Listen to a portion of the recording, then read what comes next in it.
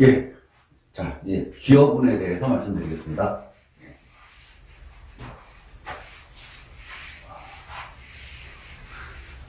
이 보도판이 좀 이렇게 빛이 반사가 되고, 사무실에서 하다 보니까 화질이 좀 좋지 않습니다. 뭐 그렇다고 제가 유튜브를 찍기 위해서, 따로 스튜디오를 꾸릴 수도 없고, 그렇기 때문에 그 부분은 조금 불편하시더라도, 이해해 주시고요. 대신 제가 제 유튜브를 보시는 분은 아시겠지만, 실무적으로 있는 그대로 말씀드리기 때문에 그 부분을 조금 위안을 삼아 주시면 되겠습니다. 그리고 제가 그동안 이 사무실이다 보니까, 집이라면 가구도 막 있고 이래서 소리 울림이 적었는데, 이게 사무실이다 보니까 많이 울렸어요, 소리가. 그래서 상담하시는 분들이 그 부분이 좀 불편하다 그러셔가지고, 지금 외장 마이크를 하나 구입을 했습니다. 조금은 적다고 큰 돈이면 큰 돈인데, 일단은 조금 나아지셨으면, 좋겠습니다. 제가 들어봐도 어떤 때는 잘 안 들리더라고요. 그럼 기여분에 대해서 말씀드리겠습니다. 사실 이 상계분을 하면서 상당히 어려운 주제인데, 기여분은 이렇습니다. 유튜브를 보신 분은 아시겠지만, 이렇게 상속재산이, 간주 상속재산이 있으면, 증여가 이렇게 있습니다. 증여가 있고, 이게 이제 상속재산입니다. 이렇게. 그래서 우리는 이 상속재산 분할 소송은 이 부분을 어떻게 나누냐 하는 소송입니다. 이 부분을, 이 상속재산 부분, 이 부분을 어떻게 나누냐 하는 게 상계분할의 목적인데, 여기서 만약에 기여분이 인정된다. 요만큼이 기여분으로 인정된다. 그러면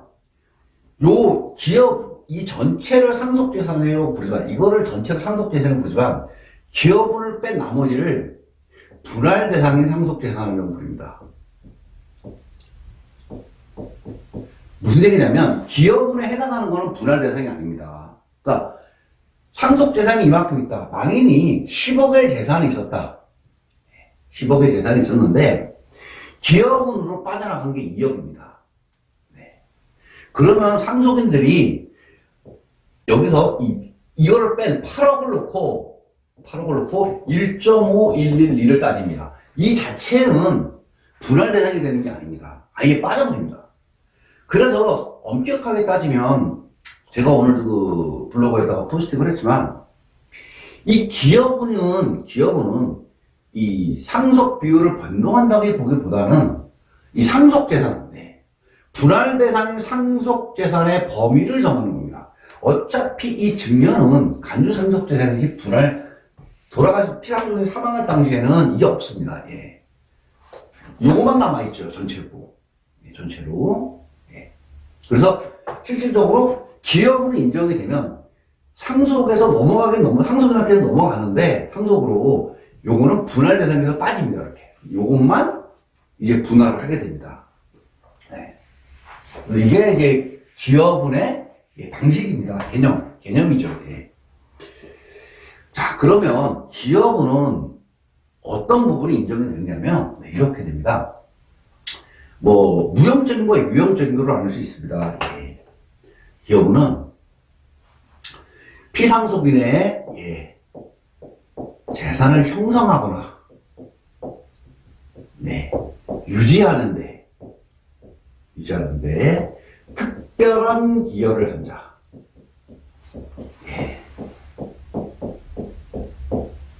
특별한 기여입니다. 그리고 두 번째는 피상속인을 부양하거나, 간병하는데 역시, 특별한 기여를 한 자에게 인정되는 겁니다. 얼마를 인정하는 거냐? 이거는 인정 비율, 기여분의 인정 비율이죠.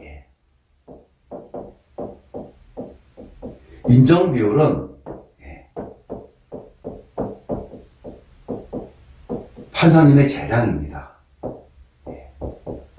판사님의 뭐 민법에서 뭐 언제는 뭐 10% 인정한다, 어떤 때는 이게 아니고요. 그냥 특별한 기여 한자에게는 기여를 인정할 수 있다. 다만 인정할 수 있다 이렇게만 되어 있습니다. 그래서 얼마나 인정할지는 판사님의 재량에 맡겨져 있습니다. 왜냐하면 이게 이럴 수밖에 없는 게 이 기여의 형태가 너무나 다양하기 때문에 그렇습니다. 피상속인의 재산도 틀리고 각자의 사정도 집안 사정도 틀리고 재산 형성 과정, 상속 재산의 종류 이런 것들이 전부 틀리기 때문입니다. 근데 이거를 재산이죠. 재산입니다, 이거. 그래서 금전적으로 환산이 가능합니다. 근데 이 부양하거나 간병은 사실 금전적으로 계산하기가 어렵습니다. 이거는 이제 무형인데, 이거는 판사님이 비교를 해봐가지고 인정을 하게 됩니다. 근데 그러다 보니까 이거는 좀 경계가 모호하죠. 그래서 이게 사실은 이제 많이 인정이 됩니다. 이 부분을 갖고 인정이 되는데, 이런 거죠. 피상속인이 이제 아파트를 분양받았습니다. 네. 아파트를 분양받았는데, 분양대금이 10억입니다. 네, 10억입니다. 이 중에 자녀 1이 3억을 도와줬어요. 대신 내줬습니다. 예. 그럼 이게 기여입니다. 이게 기여. 또는 피상속인의 비상 대출받으면서 근저당을 설정을 했습니다. 네, 2억을 설정했어요. 이거를 역시 자녀 어려우시니까 부모님이 1이 변제를 해줬습니다. 예. 이것도 기여입니다. 왜냐하면 자녀 1이 이거를 변제하지 않았다면 피상속인의 재산이 10억에는 8억이 됐겠죠. 채무를 빼야 되니까. 만약에 아파트를 분양받았을 때, 10억을 분양받았을 때 자녀가 3억을 주지 않았다면, 이 아파트는 7억, 대출도 받았던 거나 뭐 해서 7억밖에 안 됐겠죠. 예. 그러니까 이 재산에 3억이 녹아 있는 겁니다. 기업을 이렇게. 그래서 이게 그냥 10억이 분할 대상으로 넘어가서 뭐 1.511을 하면 이 자녀가 손해거든요. 억울하죠. 네, 그렇기 때문에 이런 부분을 기여분으로 인정을 하게 됩니다. 근데 기여분이 왜 어렵냐면 사실은 뭐 이렇게 명확한 경우는 드뭅니다. 생각보다. 뭐 부모님이 자녀의 뭐 도와줬으면 도와줬지 자녀가 부모님을 도와주는 건 쉽지가 않습니다. 그러다 보니까 이 부분보다는 보통 이제 이쪽으로 많이 갑니다. 이쪽으로 많이 가는데 뭐 이 부분이 아까 처음에 말씀드렸듯이 좀 경계가 애매모호하고 그렇기 때문에 좀 기여분이 실무에서는 뭐 기여분이 인정되는 사례가 그렇게 많지 않습니다. 다만 이제 이런 분 있죠. 이게 기여분을 주장을 하는데 통상적으로 이게 기여분 주장은 이 상속재산 분할을 하면서 같이 들어갑니다. 그래서 통상적으로 이 제목이 이제 기업을 청구하면 원고가 만약에 소송하는 당사자가 주장을 한다 그러면 제목이 이렇게 들어갑니다. 상속재산 분할 청구 및 기업은 청구. 기업은 심판 청구 뭐 이렇게 들어갑니다. 통상적으로. 이게 이제 상속재산을 어떻게 나눠달라 이거 하나 하고 기여분을 얼마나 인정해달라 해서 통상적으로 1항 뭐 청구인에게 기여분으로 뭐 20%를 인정한다.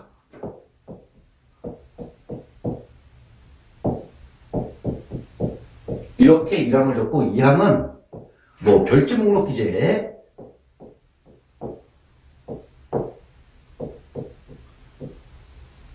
각 부동산을 법률상 적절한 비율, 적절한 비율로 분할한다. 통상적으로 이제 청구 취지가 이렇게 됩니다. 사망, 소송비용은 상대방이 부담을 한다. 그런데 사실 이건 큰 의미가 없습니다. 이건 의미가 없고, 그리고 왜 여기서는 이 별점으로 각 법률상 적정한 비율, 이거는 어차피 뭐 그 비송사건이기 때문에 이거는 나중에 정리하는 겁니다. 처음엔 그냥 이렇게 합니다. 예. 대신 이제 이거는 정확히 뭐 기업을 인정하는 게 아니고 딱 찍어야 됩니다. 20%는 20%, 30%는 30%. 예. 항상 이렇게 정확하게 딱 찍고 들어갑니다. 물론 이제 뭐 비율이지만 이거를 뭐 별점목록 기재 부동산 중 뭐 제1항 부동산을 기업으로 인정한다 이렇게 나갈 수 있습니다. 왜 그러냐면 부동산이 여러 개 있는데 이게 명의신탁일 수 있습니다. 예. 그런 경우가 있거든요. 자녀들이 아버님 명의로 부동산을 분양을 받는 경우가 있습니다. 예. 저희도 이제 간혹 보는데 뭐 분양되면 다 본인들이 낸 증거도 있고 다 나옵니다. 뭐 이런 경우는 뭐 명의신탁 해지를 원인으로 하는 뭐 이런 거보다는 그 기업으로 그냥 주장을 하기도 합니다. 예. 그래서 이렇게 그 부동산으로 정할 수도 있고 또 금액으로 정할 수도 있지만 일반적으로는 이렇게 프로테이로 정합니다. 예. 전체 상속재산에서 프로테이로 정하는 게 일반적입니다. 자, 그러면 저쪽에서 근데 이제 이렇게 있는데 나는 가만히 있는데 다른 상속인이 소송을 넣었어요. 이 상속재산 분할 심판 청구 소송을 했습니다. 그 내가 여기다 소송을 했습니다. 반심판 청구라고 합니다. 이걸 반심판 청구. 반심판 청구로 기업은 청구를 합니다. 예. 기업은 심판 청구를 하는데 이렇게 되면 이 사건하고 같이 묶여서 돌아갑니다. 이게 병합된다 그러거든요. 저희가요. 예.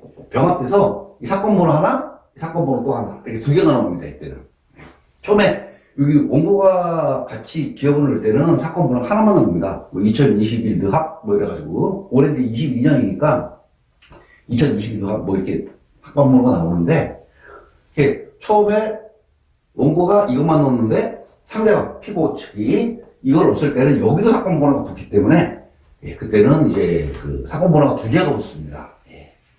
어차피 근데 소송은 한 번에 다 진행이 됩니다. 자, 그러면 기업운이 인정되면 어떻게 이제 상속 비율이 바뀌냐면, 자, 예, 요 인정된 기업운이 있습니다. 예, 더하기, 예, 상속 재산이 있습니다. 여기 이제 돌아가셨을 때 피상속의 명의로 남아있는 재산을 상속 재산이라고 부릅니다. 마이너스 인정된 기업은, 네, 기업을 빼줍니다. 자, 요게 이제 실제로 분할 대상인 상속재산입니다.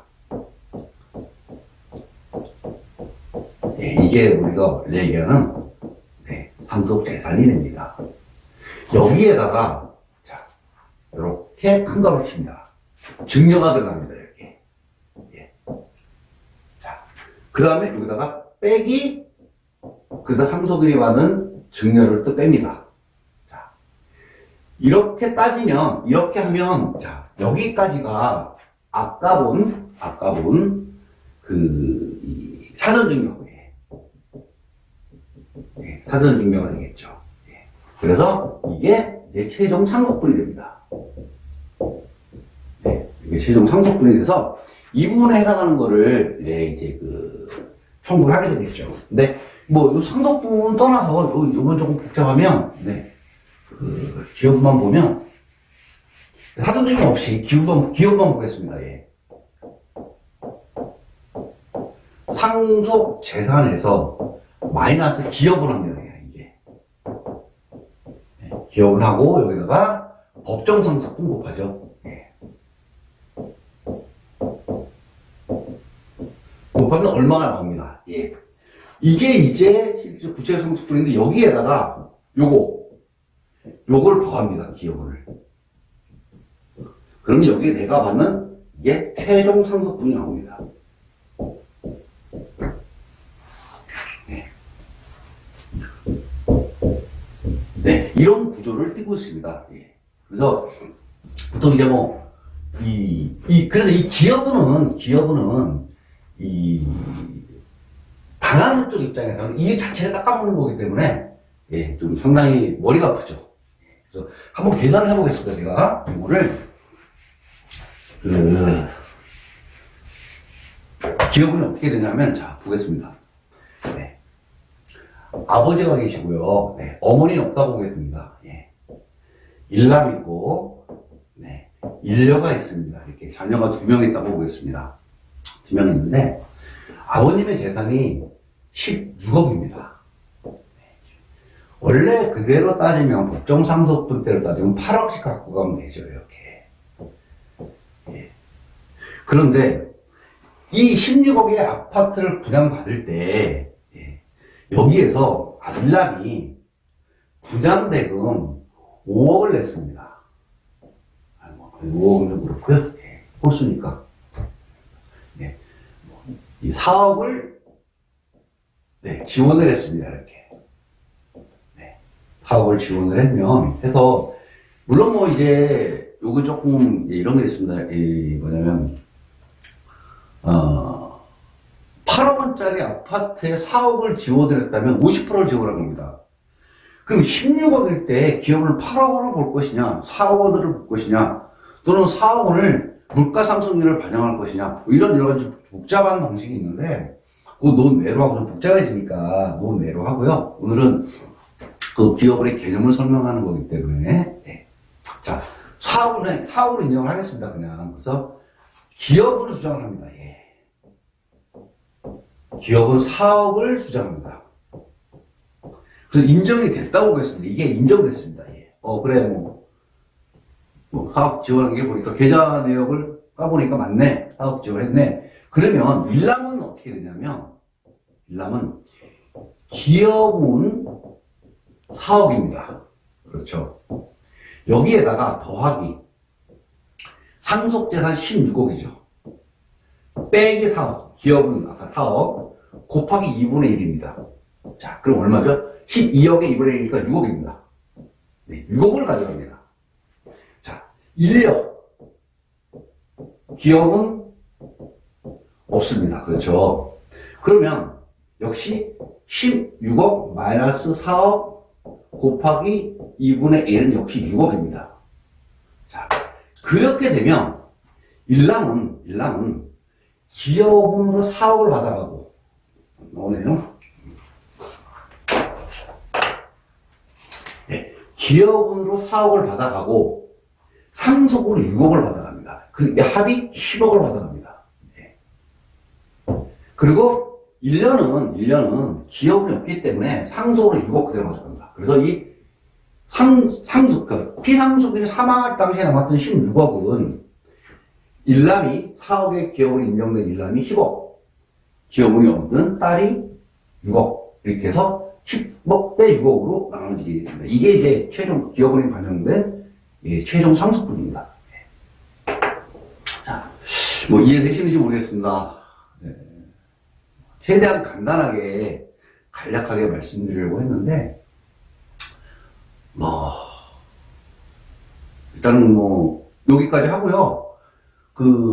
조금 쉬었다가, 이제, 아까 사전증여와 기업운이 반영된 거, 이 두 개를 합쳐서 보도록 하겠습니다. 사실은 실무에서는 이 두 개가 합쳐져서 주장하고 막 하는 경우가 있습니다. 물론 판결문에 보면 기업운이 인정이 안 되면 결국은 사전증여만 반영이 돼서 산식이 뽑히기도 합니다. 대부분이 또 그렇게 되고 있고요. 그러나 주장할 때는 기업을 포함을 해서 주장을 해야 되기 때문에 어차피 그건 또 해야 됩니다. 안 할 수는 없습니다. 조금 쉬었다가 두 가지가 같이 섞여서 어떻게 움직이는지 보도록 하겠습니다. 조금 이따 뵙겠습니다.